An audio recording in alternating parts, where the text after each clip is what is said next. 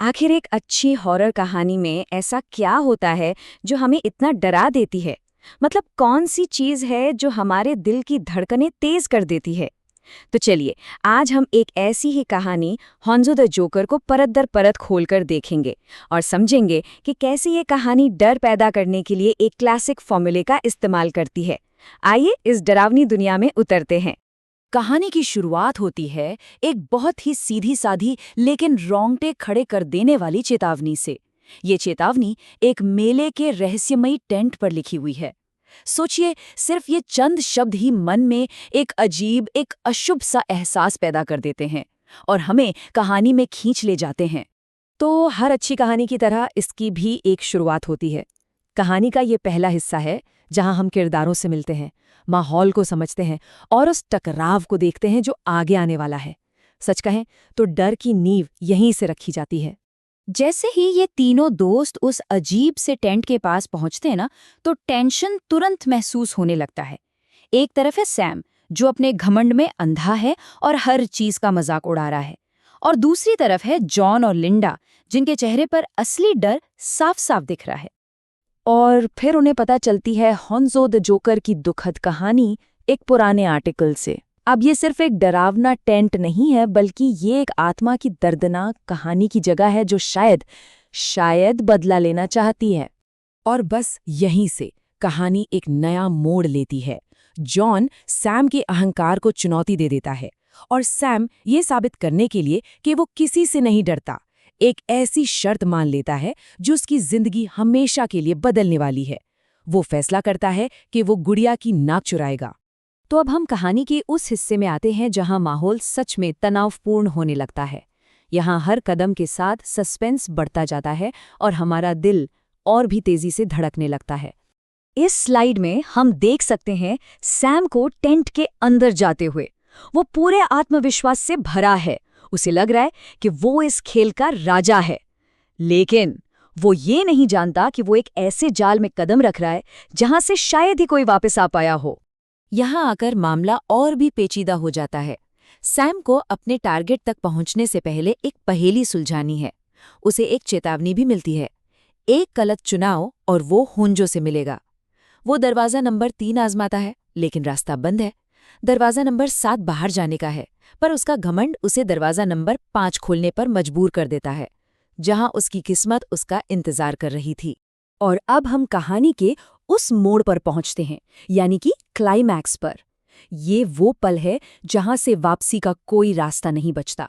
एक ऐसा काम जो कहानी का रुख हमेशा हमेशा के लिए बदल देगा। जिस चीज की उसे तलाश थी वो अब उसकी आंखों के ठीक सामने है।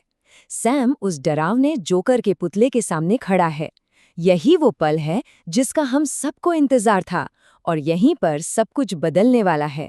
लेकिन इस सबसे जरूरी पल में भी सैम का अहंकार उसके किसी भी डर पर हावी हो जाता है। वो उस गुड़िया को सिर्फ एक बेजान चीज समझता है और उसका डर पूरी तरह से गायब हो जाता है। और यही उसकी सबसे बड़ी, सबसे भयानक गलती थी। और फिर वो काम करता है जिसकी कोई माफी नहीं है। वो उस गुड़िया का अपमान करता है, उसकी नाक नोच लेता है और एक विजेता की तरह हंसता हुआ बाहर निकल जाता है। वो ये नहीं जानता कि उसने अपनी आने वाली तबाही पर खुद ही मुहर लगा दी है। अब मजाक खत्म हो गया है।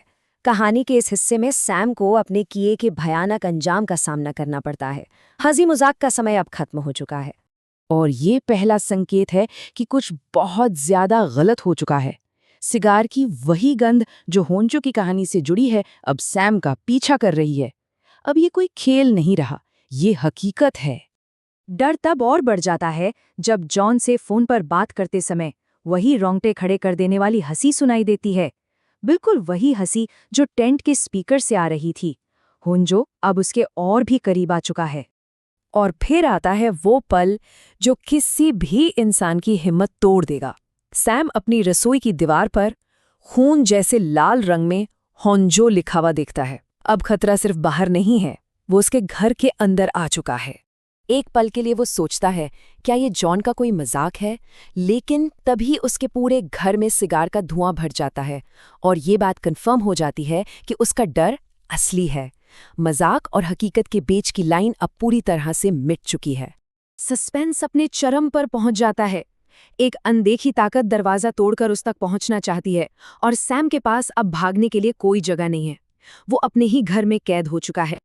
अब हम कहानी के अंत में आते हैं, जहां आखिरी टकराव होता है और सैम की किस्मत का फैसला होता है।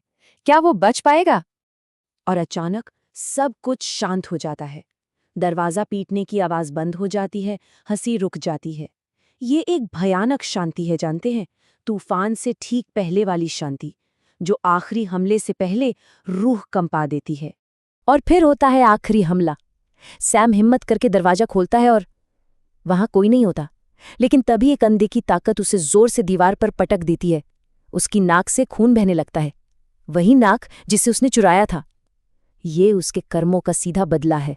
उस रात का अंजाम हमेशा के लिए था।